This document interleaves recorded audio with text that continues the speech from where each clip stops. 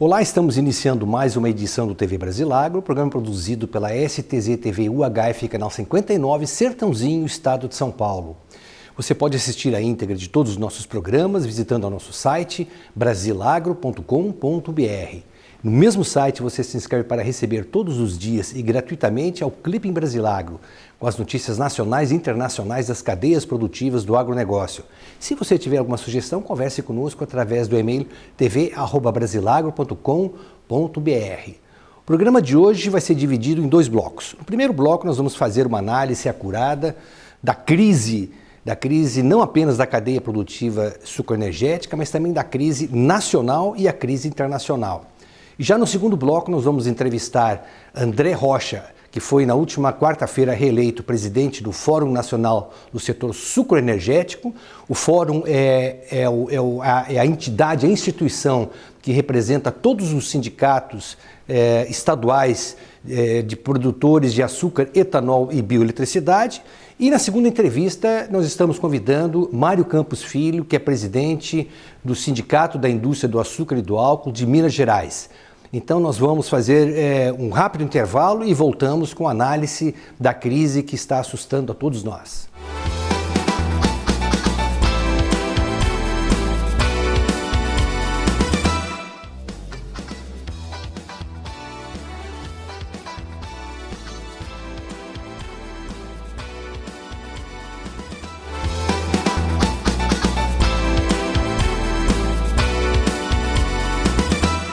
De volta à TV Brasilagro, falando agora um pouco sobre essa crise que na última semana teve um destaque muito grande, começando com a queda brutal das bolsas asiáticas, notadamente a bolsa de Xangai, na China, na última segunda-feira, e o que trouxe uma série de temores aí, principalmente para os produtores de commodities, que é o caso do Brasil.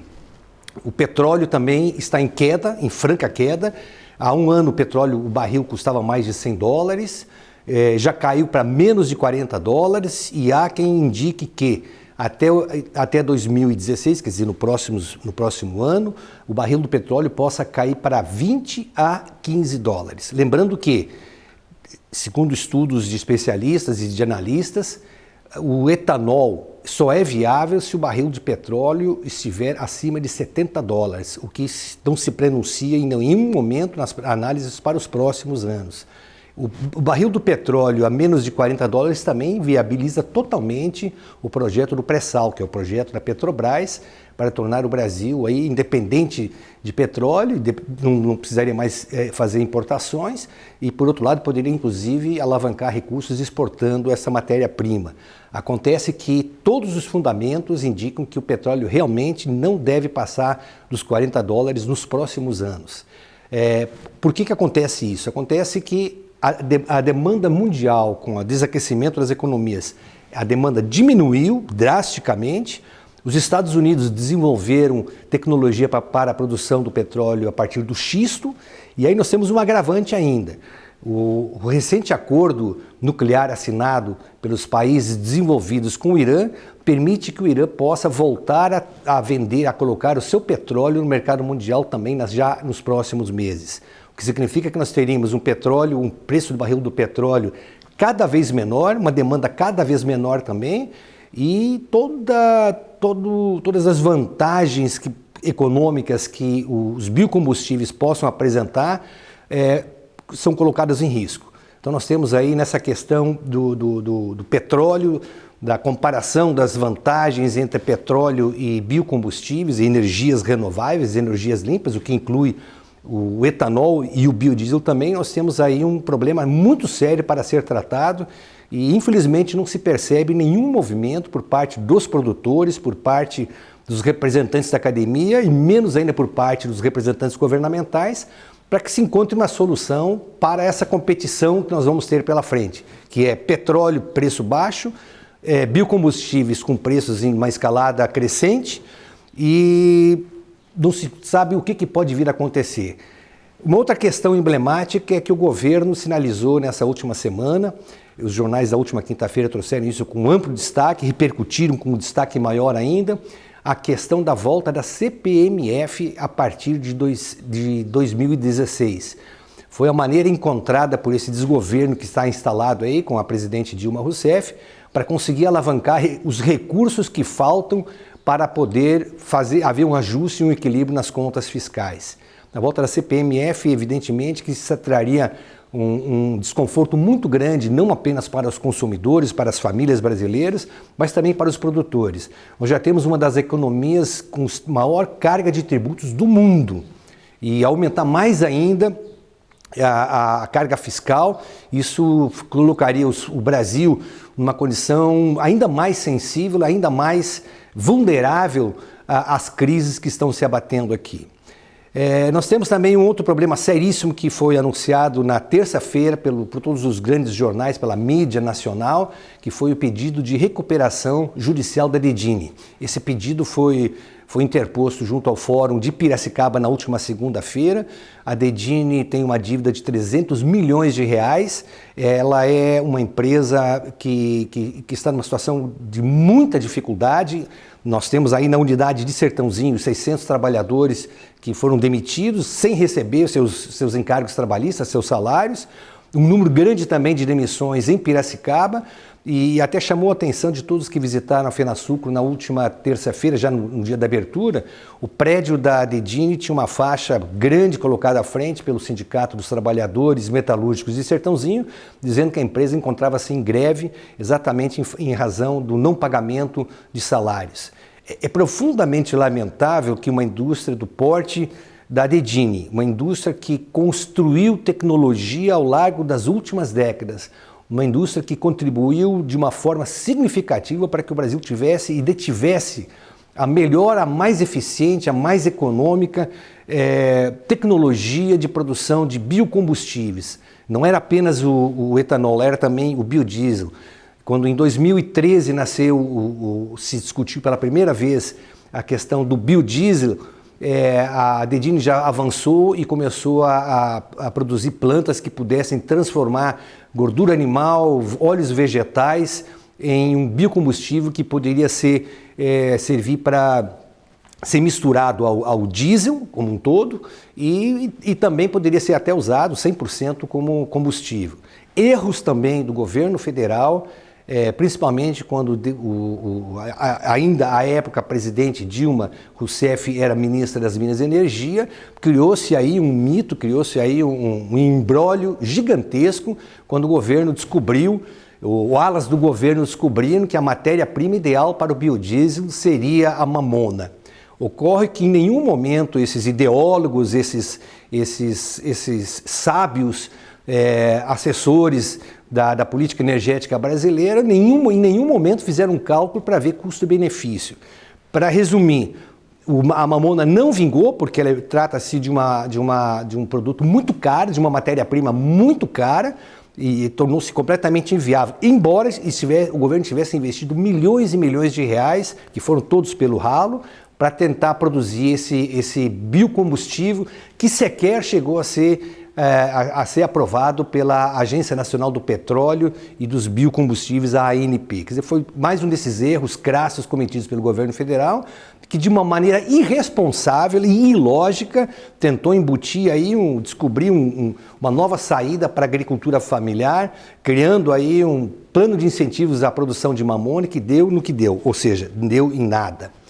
A questão também que preocupa é a crise ética, econômica e política que toma conta do Brasil. Não passamos de um dia sem que jornais, revistas, os nossos programas de notícias, os noticiários da televisão, das emissoras de rádio, nas redes sociais, trata-se a todo momento essa questão que envolve não apenas a desaceleração da economia nacional, não envolve apenas o desemprego que vem crescendo de uma maneira muito grande, mas também se percebe que faltam saídas, faltam alternativas para que efetivamente a gente possa ter uma saída no fim do túnel. O ex-ministro Roberto Rodrigues, da Agricultura, ainda em recente evento promovido em São Paulo, ele deixou bem claro que o que se discute já não é mais se estamos entrando no túnel ou se vem um trem contra nós no túnel. Na verdade, ele fala que nós não temos nem túnel mais para podermos imaginar o tamanho da crise que está aqui e o que é pior, ela não apresenta nenhum sinal, não há nenhuma esperança de que isso possa ser resolvido. Todas as análises dos economistas apontam que se 2015 já está sendo um ano muito ruim em todos os sentidos para a economia nacional, 2016 tende a ser pior ainda. Uma recente conversa que nós tivemos com dois grandes empresários da cadeia produtiva sucroenergética, um usineiro e o outro produtor de cana e também investidor na indústria de bens de capital, deixou muito claro que, na visão deles, são empresários experientes, antes de 2017, nós não temos nenhum sinal positivo ou nenhum fundamento positivo para que o setor sucroenergético possa alimentar a esperança de poder sair dessa crise em que está envolvido desde 2007. 2007, quando começaram a minguar os primeiros pedidos para a indústria de bens de capital. Essa crise se agravou em 2008 com a eclosão da bolha imobiliária nos Estados Unidos e aí passou a contaminar todas as outras economias. Aqui o que nós estamos pagando é a falta de unidade da cadeia produtiva sucroenergética. Infelizmente, trabalhadores não se entendem com empresários, fornecedores de cana têm restrições aos usineiros, a indústria de bens de capital carrega o fardo do fechamento de 83 usinas já, outras 70 em recuperação judicial.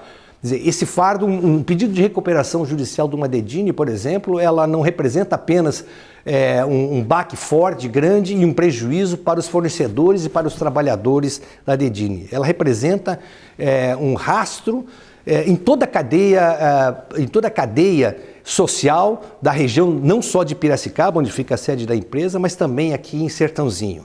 Então nós temos aí uma situação que ela é extremamente preocupante, essa falta de sinergia na cadeia produtiva, as lideranças, elas não têm cumprido com o seu papel, com eficiência, com eficácia e nem com responsabilidade. É preciso que essas lideranças realmente tenham a sensibilidade de entenderem que, como cadeia produtiva, o setor é extremamente forte e vigoroso. Nós já tivemos essas demonstrações em anos anteriores, tivemos em outras crises, não do tamanho dessa, nem tão longeva como essa crise, mas tivemos crises onde o entendimento entre capital, trabalho, fornecedores, indústria de base, permitiu que se avançasse e se conseguisse consolidar um pacto, um acordo que permitisse levar o setor à frente. Permitiu que o setor pudesse receber investimentos e pudesse realmente gerar emprego, produzir riqueza, distribuir renda. Tivemos esse exemplo prático na crise de 99. Nós tivemos aí com o Grito pelo Emprego e pela Produção, que nasceu em Sertãozinho, numa iniciativa dos trabalhadores, dos fornecedores de cana, depois agrupou-se a eles a indústria de base e depois vieram os usineiros também. O que resultou o Grito pelo Emprego e pela Produção? Em 4 meses, houve uma reversão da crise, à época o presidente era Fernando Henrique Cardoso, a interlocução era nula, da maneira como ela continua nula hoje entre a cadeia produtiva e a presidência da República.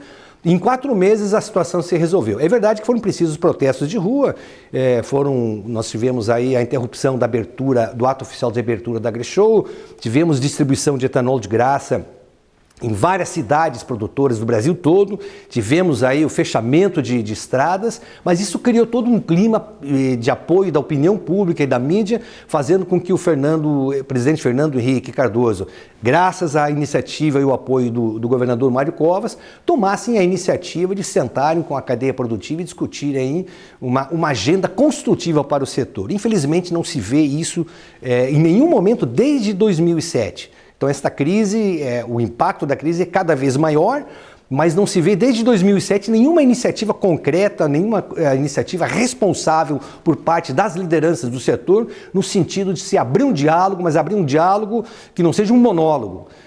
Ainda na última terça-feira, a presidente Dilma Rousseff recebeu para um jantar no Palácio do Planalto algumas poucas lideranças empresariais, banqueiros, produtores aí do agronegócio e também o maior usineiro do mundo, que é Rubens Ometo. O Rubens Ometo, que em recente entrevista à Folha de São Paulo, qualificou a presidente Dilma como patriota, né, dizendo que ela era uma mulher de fibra, que ela era uma mulher que realmente demonstrava patriotismo.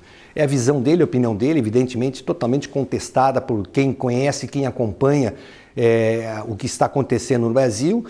Os fundamentos da ética foram deixados de lado com a chegada do governo do PT ao governo.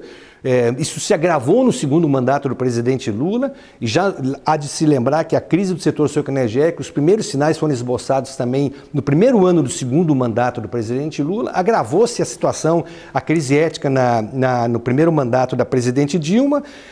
E esse segundo mandato dela é um mandato que nem se iniciou ainda, embora tenhamos 8 meses de governo já, mas tudo indica que esse governo não se sustenta. A propósito, na última quinta-feira à noite, o presidente da Federação das Indústrias do Estado de São Paulo, Paulo Scaff, que também não fez absolutamente nada a favor da cadeia produtiva sucroenergética, embora tenha como seu primeiro vice-presidente um usineiro. Mas Paulo Scaff fez um jantar em homenagem ao vice-presidente Michel Temer, e no qual, logo após o encerramento do jantar, numa coletiva à imprensa, Paulo Scaff pediu a cabeça do ministro da Fazenda, o ministro Levi, dizendo que com ele não há condição nenhuma do Brasil ter segurança, estabilidade econômica. Quer dizer, isso mostra que a crise política ela se agrava na medida em que a crise econômica também vai se agravando. E aí não resta muita coisa para que a gente possa fazer. Para terminar, o mesmo presidente da Fiesp, Paulo Scaff, que foi candidato ao governo do estado de São Paulo nas últimas eleições e foi derrotado pelo atual governador Geraldo Alckmin, ele está conclamando que todos os movimentos sociais que tenham o bordão anti-Dilma, abaixo Dilma, fora Dilma, participem de uma reunião nessa segunda-feira na sede da Fiesp em São Paulo. O que significa que nós vamos ter aí novidades e agravamento da crise política, da crise econômica, e vale referendar, para encerrar essa nossa apresentação. Nunca o Brasil viveu uma crise política e econômica simultaneamente. Dessa vez nós temos aí essas duas crises andando juntas e deixando a todos aí com um sentimento de muita preocupação em relação ao nosso futuro. Se 2015 foi um ano ruim, já está sendo esquecido, as análises todas da mídia já se envolvem para 2016, mas já há também quem fale que difícil mesmo vai ser esperar até 2018.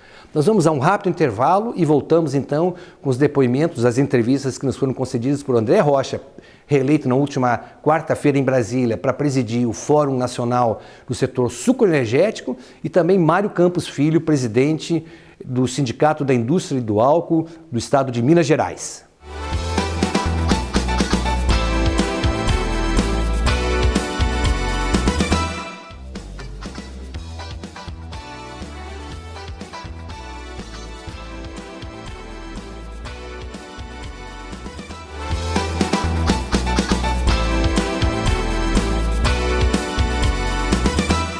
De volta com o TV Brasilagro, conversando agora com André Rocha, que preside o Fórum Nacional do Setor Sucroenergético. Presidente, nós estamos aí metade da safra já, talvez a safra mais emblemática e problemática na própria história do setor sucroenergético. Eu queria que o senhor fizesse um balanço do que nós produzimos até agora, o que nós temos até o final do ano e quais são as perspectivas para o ano que vem. Bem, com relação à safra, Ronaldo, como você falou, nós chegamos aí a pouco mais da metade da safra nesse momento. A safra, em termos de produção de cana, está um pouco maior do que a safra passada. Há mais cana disponível para ser colhida do que na safra passada. Agora, vimos uma piora na qualidade da matéria-prima, o ATR está bem mais baixo, cerca de 4, 5 quilos em alguns lugares mais baixo que o mesmo período do ano passado, ou seja, por enquanto mesmo com mais cana, você está tendo menos produto, menos açúcar, menos etanol. Houve uma ampliação do mix pró-etanol, quer dizer, é sinal do aumento da demanda que teve, sobretudo do hidratado nesse ano. O hidratado teve um crescimento substancial. gerado principalmente pelo aumento da demanda em Minas Gerais, que ocorreu devido à alteração do ICMS. A redução do ICMS do etanol em Minas, o aumento do ICMS da gasolina deu uma competitividade. Em Minas, onde temos a segunda maior frota de veículos no Brasil, e que era um mercado pequeno. Para vocês terem ideia, Minas era um mercado de cerca de metade do mercado de Goiás. Goiás tem a 9ª maior frota do Brasil. E Goiás, quer dizer, estamos até felizes porque aumentamos a venda em Goiás, mas hoje nos tornamos o 4º mercado. Mas vamos comemorar, porque houve um aumento em Minas, houve um aumento também no Paraná. Minas está vendendo aí, no mês de julho, vendeu 200% a mais do que julho do ano passado. Então isso é positivo para o setor. O grande problema é que, apesar da forte demanda que inclusive aumentou também no Nordeste, houve um crescimento de vendas no Nordeste, em outros estados, mesmo não tendo paridade, os preços estão muito ruins. Quer dizer, nós temos hoje competitividade com paridade basicamente em Goiás, São Paulo, Mato Grosso, Paraná, Minas Gerais e em alguns momentos no Mato Grosso do Sul, mas temos um aumento de vendas em vários outros estados. A venda do etanol aumentar em mais de 35% nesse primeiro semestre, mas infelizmente, em virtude dos problemas de caixa das empresas, o preço está sendo vendido inclusive abaixo do preço do ano passado. E tivemos uma série de aumentos, tivemos inflação, aumento de juros, dólar, diesel, fertilizantes, etc., mão de obra, etc. E mesmo assim o setor está vendendo abaixo do preço do ano passado, em vários momentos abaixo do custo de produção, o que só aumenta a dificuldade das empresas. Nós temos uma dúvida se a cana que temos hoje em pé ela vai conseguir ser colhida, seja por questões climáticas, né, pelo início das chuvas. Hoje é muito difícil alguém falar que a chuva vai se iniciar em outubro ou novembro, pode se iniciar amanhã ou depois, quer dizer, hoje é muito difícil falar de clima. E, ao mesmo tempo, também a dificuldade de várias empresas. Quer dizer, tem empresas que talvez não vão dar conta de chegar no final da safra por problemas de caixa, por problemas econômicos, problemas financeiros. A safra deve ser maior do que a do ano passado, mas nós vamos agora no Fórum Nacional Sucroenergético, estamos fazendo uma revisão da safra. Nós queremos aí na primeira semana, mais tarde a segunda semana de setembro, estarmos aí divulgando a nossa reavaliação de safra. Já foram divulgadas aí por várias consultorias, a própria Conab já divulgou a deles, nós queremos divulgar a nossa aí na primeira quinzena de setembro, aí poderemos falar mais. Temos vários desafios, o desafio de poder ter as nossas externalidades positivas reconhecidas. E esse é o desafio que o Fórum Nacional Sucroenergético, né, em parceria com cada uma das entidades, que é a soma dos esforços individuais de todos, o esforço coletivo, de tentar resgatar a competitividade do nosso produto, né, para que ele dê competitividade e ao mesmo tempo para que dê sustentabilidade econômica para as empresas continuarem, no primeiro momento, sobrevivendo e, quem sabe, no futuro poder aumentar produção e investimentos. É muito cedo para falar que nós estamos numa fase de sobrevivência. Não dá para a gente falar hoje em futuro em aumento de produção enquanto não resolvemos essa questão da competitividade sustentável do ponto de vista econômico. A interlocução com o governo federal tem melhorado? Melhorou muito, quer dizer, esse ano nós vemos um governo totalmente diferente do governo anterior, apesar de termos a mesma presidente. Houve uma troca de ministros, foi muito favorável para o nosso setor. Passamos a ter uma melhor interlocução. O ministro de Desenvolvimento, Indústria e Comércio, Armando Monteiro, é uma pessoa que conhece bem o setor, né, tem familiares que são do setor. O ministro Eduardo Braga também tem ajudado na interlocução, no Ministério das Minas e Energia. Mas, sobretudo, tivemos um grande ganho com a chegada da ministra Cátia Abreu. A ministra por ofício, uma defensora do agronegócio brasileiro, mas sempre foi, desde a sua passagem como deputada, como senadora, na própria CNA, conhece o setor, tem angústia de ver o problema do setor e desde o ano passado começou um trabalho muito forte, na época como senadora e como presidente da CNA, depois como presidente licenciado da CNA, junto à presidente Dilma, para nos ajudar a resolver os nossos problemas. Então essa interlocução privilegiada que ela tem, seja com a presidente ou com o vice Michel Temer, tem nos ajudado a quebrar várias barreiras. Quer dizer, só não conseguimos avançar mais pelo momento econômico e essa crise também política que o Brasil vive. A queda do preço do barril do petróleo já está em 40 dólares o barril, já há consultorias que enxergam que se pode cair para metade, 20 dólares, e até quem fale a 15 dólares. De que maneira isso pode impactar a cadeia produtiva sucroenergética brasileira? Olha, lógico que é um desafio você concorrer com um produto que tem um preço mais barato no mercado internacional.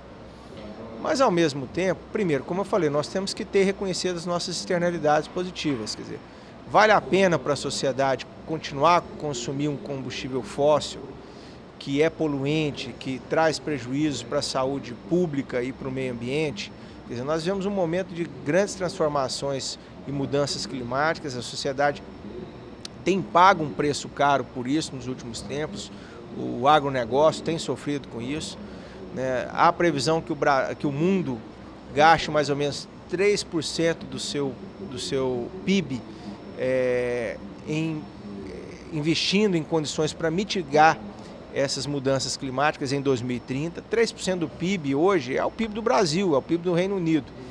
Então, acho que nós temos que enfrentar essa questão do carbono, dessa taxação do carbono, que não só está sendo discutida, mas já está sendo implementada em outros países. Então, isso dá fôlego para o etanol. Quer dizer, além disso, o setor também tem investido em pesquisas, em novas variedades de cana, na cana transgênica, no etanol de segunda geração. Tudo isso aí traz melhorias de competitividade. Você pode ver a própria mudança que ocorreu nessa safra. Nós estamos tendo um aumento de produção e de produtividade, mesmo com menos indústrias produzindo, mesmo com menos funcionários trabalhando. Houve várias demissões no início da safra e mesmo no decorrer da safra. Então, assim, o setor está fazendo os seus ajustes, né? Agora, vamos esperar o que vai ocorrer nos próximos anos. Ninguém pode garantir que essa política do petróleo vai se manter desse jeito. Pode ser uma estratégia justamente para inibir o crescimento dos renováveis, no momento que, por exemplo, que o shale gas dava competitividade à indústria americana. Então a gente não sabe o que vai ver no futuro, né? E fora as questões de geopolítica, as questões aí de guerras ou não que ocorrem no Oriente Médio, então essa instabilidade. Então eu acho que nós temos que continuar apostando. Acho que o Brasil corretamente apostou há 40 anos atrás no pró-álcool. Acho que a sociedade brasileira ganhou, interiorizamos o desenvolvimento, melhoramos o IDH de cidades, criamos uma indústria de base competitiva,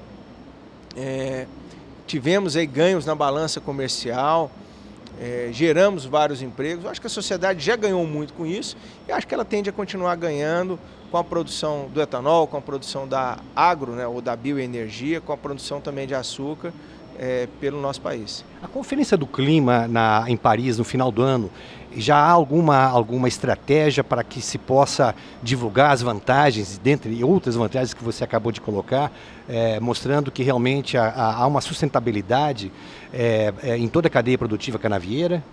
Isso, nós temos feito trabalhos juntamente com o Ministério da Agricultura, com o MAPA e com o Ministério do Meio Ambiente, trabalhos que serão apresentados pelo governo brasileiro na COP21.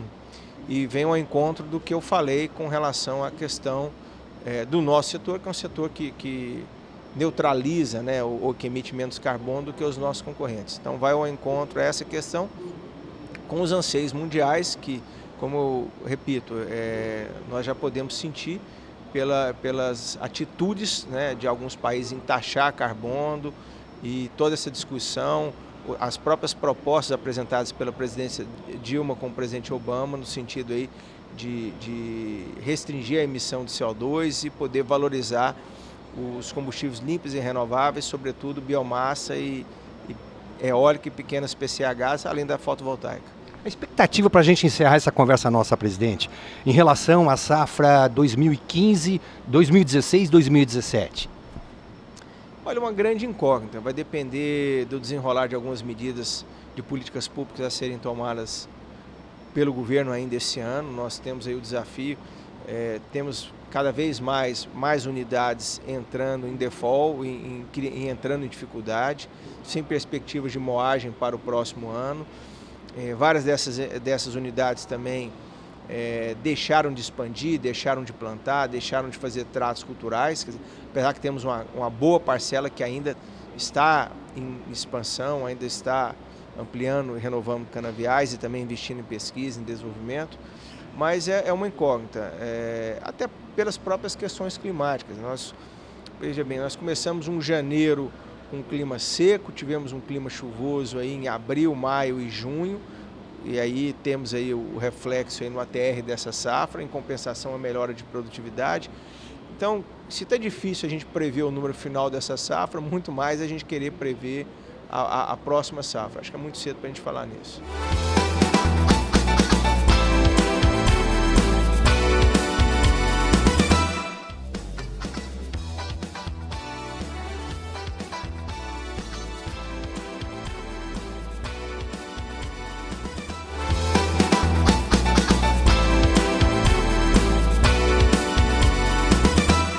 De volta com a TV Brasilagro, recebendo agora e tendo a feliz oportunidade de nós podermos conversar com Mário Campos Filho, o Mário que preside o CIAMIG, que é o Sindicato da Indústria do Açúcar e do Álcool do Estado de Minas Gerais.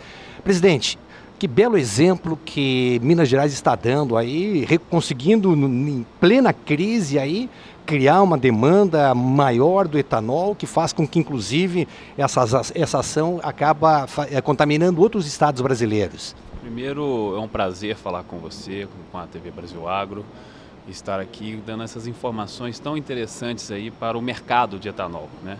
Minas Gerais, desde o ano passado, com a redução do ICMS, né, que foi aprovada em dezembro, mas entrou em vigor agora em março, tem dado um exemplo de crescimento de consumo, né, de criação de mercado, de novo fluxo logístico, e isso tem ajudado muito a produção e os produtores de Minas.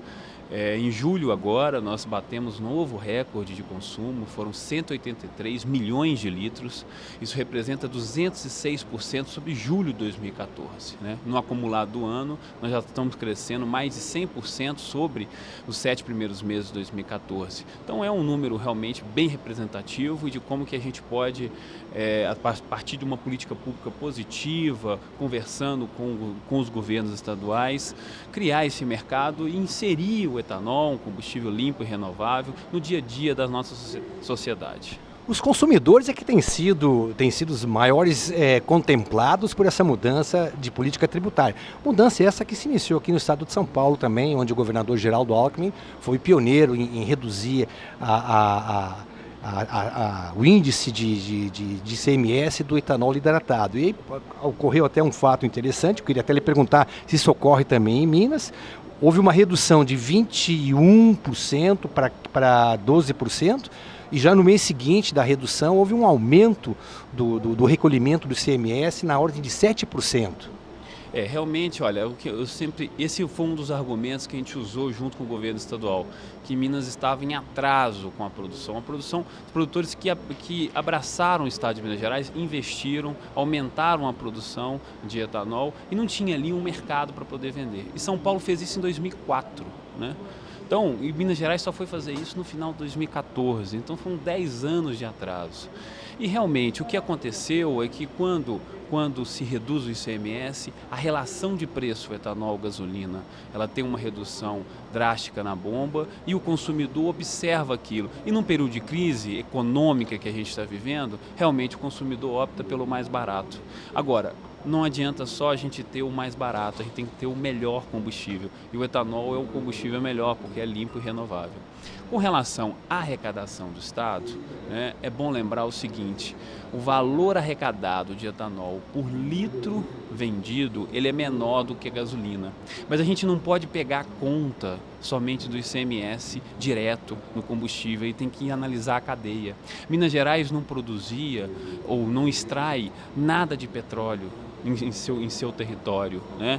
Isso tudo vinha de outros estados. A gente tem uma refinaria que só tinha condição de abastecer 60% do consumo de gasolina do estado de Minas Gerais, enquanto tínhamos uma produção de etanol que era o dobro do que era consumido. Então nós gerávamos muito mais emprego, muito mais renda, muito mais impostos indiretos em toda a cadeia. E a gente conseguiu demonstrar isso para o governo, de forma que tanto o governo anterior quanto o governador atual entenderam que era a melhor alternativa para a sociedade mineira a redução do ICMS. E no caso também teve uma majoração da alíquota da gasolina. E Minas hoje tem o maior diferencial entre alíquotas de combustíveis do Brasil. São 15 pontos percentuais, com 14% no etanol hidratado e 29% na gasolina. Como é que vocês desenvolveram, o governo baixou o ICMS do hidratado e ao mesmo tempo vocês lançaram uma campanha publicitária para atingir o consumidor. Eu queria que você comentasse um pouquinho o que levou vocês a fazer nessa campanha e os resultados práticos auferidos.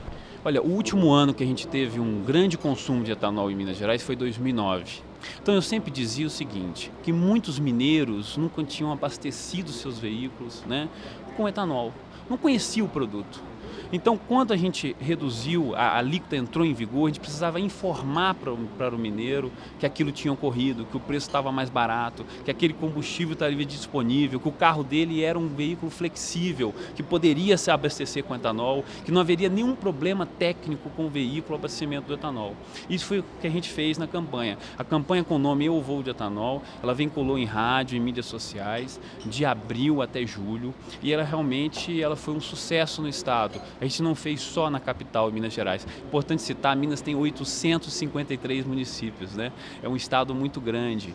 Então a gente conseguiu colocar em várias rádios, em diversas regiões do estado, e hoje a gente tem basicamente um estado inteiro com relação de preço pró-etanol e o consumo de etanol crescendo a cada dia.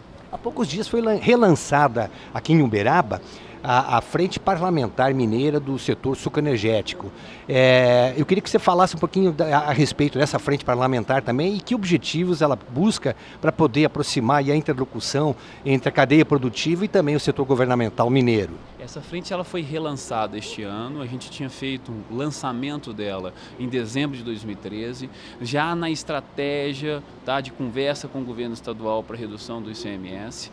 O relançamento dela tem um principal objetivo da gente manter a atual política do governo do estado com as alíquotas diferenciadas entre etanol e gasolina. Esse é o principal objetivo.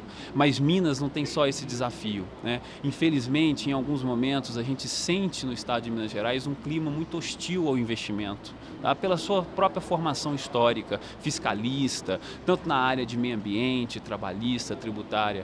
Então essa frente tem também como objetivo questionar isso, né? Questionar as questões, os problemas, a burocracia, a morosidade ambiental, as fiscalizações trabalhistas em Minas, que são sempre muito mais acentuadas em maior número, gerando um maior número de autuações, maior número de multas, né? E também nas questões tributárias. Tem algumas coisinhas que a gente gostaria de corrigir, né? Por exemplo, em Minas Gerais, infelizmente, é um dos únicos estados que tributa com ICMS as perdas nas exportações de açúcar. É um dos únicos estados que fazem isso. Então a gente tem algumas propostas para frente que a frente vai trabalhar ao longo desses próximos 4 anos. De que maneira a crise do setor sucroenergético vem impactando os polos produtores mineiros? Olha, eu sempre digo o seguinte, quer saber a importância de uma usina para uma cidade, para uma região, é só tirar ela de lá. E em Minas Gerais nós perdemos 8 usinas, né? Essas 8 usinas representaram mais de 8 mil empregos perdidos, cidades realmente que ficaram sem a sua principal arrecadação. Um exemplo, por exemplo, João Pinheiro, que é o maior município do estado de Minas Gerais, fica na região noroeste do estado. Lá tem 4 usinas, é um município com o maior número de usinas em Minas. Nesse município, a arrecadação desse município, metade da arrecadação é oriunda das usinas, né? Então imagina se uma fecha, se 2 fecham, né? Então o que acontece com a arrecadação do município? E a gente vê então uma dificuldade financeira muito grande por parte das empresas, que impacta também os produtores rurais, os fornecedores de cana, que também estão com dificuldades. Mas eu sou um pouco... bastante otimista para a gente pensar, a gente passando um período muito crítico de curto prazo, mas quando a gente vê o cenário de médio prazo, Eu tenho convicção e certeza, primeiro, que os produtores mineiros estão trabalhando fortemente os custos de produção. Tá? Nós estamos corrigindo hoje um problema sério que ocorreu nos últimos anos, que é a produtividade do trabalho, que é um problema de toda a indústria brasileira, e a gente está conseguindo corrigir em alguns números isso. A questão da produtividade agrícola, né, trabalhando fortemente para recuperar essa produtividade que foi perdida. O clima também auxiliou, mas a gente precisa trabalhar isso. E a gente trabalha com commodities, se produz commodities, a gente precisa olhar para custo de produção. E eu vejo hoje as usinas mineiras fazendo isso. Por fim, na questão da comercialização, infelizmente hoje nós não estamos conseguindo internalizar para as empresas os ganhos que a gente tem visto no mercado em termos de demanda. Felizmente hoje nós estamos vendendo etanol a um preço mais baixo do que o ano passado, né? Então a gente precisa de novos mecanismos de comercialização para que os produtores possam internalizar esses ganhos. E eles internalizando esses ganhos, a gente sabe que os fornecedores de cana ganharão mais, os proprietários de terra ganharão mais, a indústria de base será beneficiada e isso trará novamente o desenvolvimento e o investimento para o setor. Pela sua experiência, pelo seu grau de conhecimento, de informações também, para quando é que a gente pode imaginar uma reversão desse quadro tão difícil que o setor sucroenergético vem passando? Eu acho que o cenário de médio prazo é um pouco melhor, tá? A gente tem hoje um câmbio que pode favorecer, né? E este nível de câmbio, a gente já pode começar no futuro a pensar em exportações de etanol, né? A questão do mercado interno, a consolidação do mercado interno.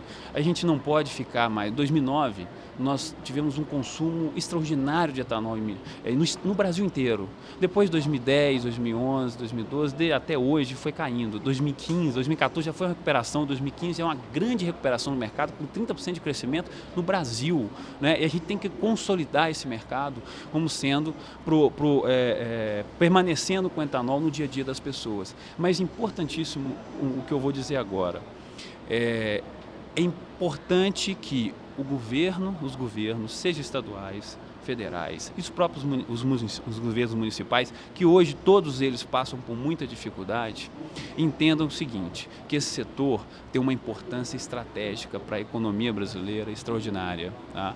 E nós já auxiliamos muito a sociedade. E a gente precisa agora precificar essa externalidade positiva que o setor, seja na questão ambiental, seja na questão social, traz para a sociedade brasileira. E hoje, infelizmente, a gente não tem isso. Então a gente precisa disso para continuar o nosso desenvolvimento. Presidente, muito obrigado pela oportunidade e parabéns aí pelo excelente trabalho que vem realizando, não só a favor dos mineiros, mas dos brasileiros como um todo. Eu que agradeço e um abraço a todos aí que estão nos assistindo.